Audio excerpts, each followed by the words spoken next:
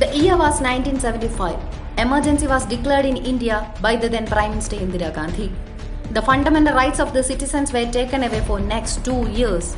Independent India experienced its darkest period of democracy. Dictatorship was established. We heard a lot about emergency, but there are some questions remain. Why emergency was imposed in the first place? What was the hidden agenda behind? What happened during emergency? Let's find out. Emergency is a state imposed by the government or ruler of a nation under which the civil liberties, human rights opposition to ruling party, freedom of press, constitutional rights, fundamental rights, freedom, justice, equality, fraternity, integrity are threatened and curbed. Indira Gandhi stunned the whole nation and the world by the proclamation of emergency. It affected millions of lives and the entire country had become the storm center which grabbed the attention of whole world. With a single stroke, the largest democracy on the earth came down to the level of dictatorship. Indian democracy was that time suspended though not yet abolished. It lasted for 21 months from 1975 to 1977. A proclamation of national emergency was issued on June 26, 1975 by President Fakhruddin Ali Ahmad on the advice of Indira Gandhi. The authority for calling emergency was under Article 352 of the Indian Constitution. Indira Gandhi emerged as an unparalleled leader after 1967.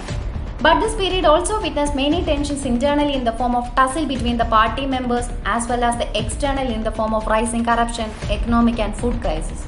The period also witnessed the tussle between judiciary and the government. It was the era of one-party dominance and the opposition thought that the politics is become too personalized. Government was not able to settle the issues of public. Rising unemployment, rampant corruption, low industrial growth, monsoon failures resulted in low productivity and food crisis. The government also froze the salaries of employees in order to reduce the expenditure. With all these prevailing conditions, there was a general dissatisfaction among the masses.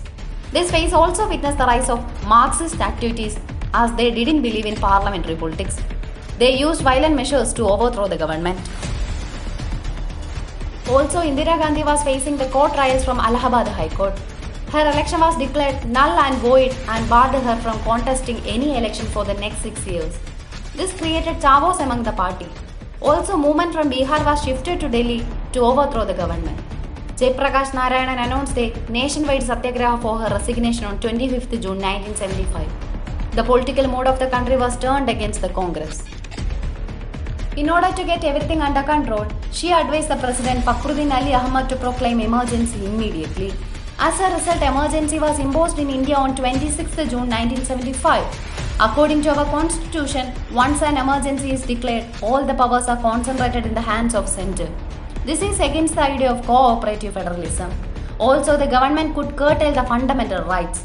Emergency is seen as an extraordinary condition in which normal democratic politics cannot function. Ms. Gandhi imposed all the possible bans on media. The very fundamental rights that every Indian got from the constituency was brutally killed. She amended the Representation of the People Act. The fourth estate of democracy, media went under censorship. Many newspapers didn't have the courage to defy the censorship, except a few like the Indian Express. Many opposition leaders were arrested in the period of emergency. All the non-Congress state governments were ruled out starting with the Karunanidhi's Tamil Nadu government. During emergency, civil liberties were suspended. Sanjay Gandhi, son of Indira Gandhi, had formulated a 5-point program to complement Ms. Gandhi's 20-point program. These 5 points include family planning, afforestation, abolition of dowry, slum clearance and removal of illiteracy. Of these, the focus was on the family planning, whereas Indira Gandhi's 20-point program didn't say a word about family planning. Report says that police cordoned off the villages and virtually dragged the young men to surgery. Between June 25, 1975 and March 1977, an estimated 11 million men and women were sterilized.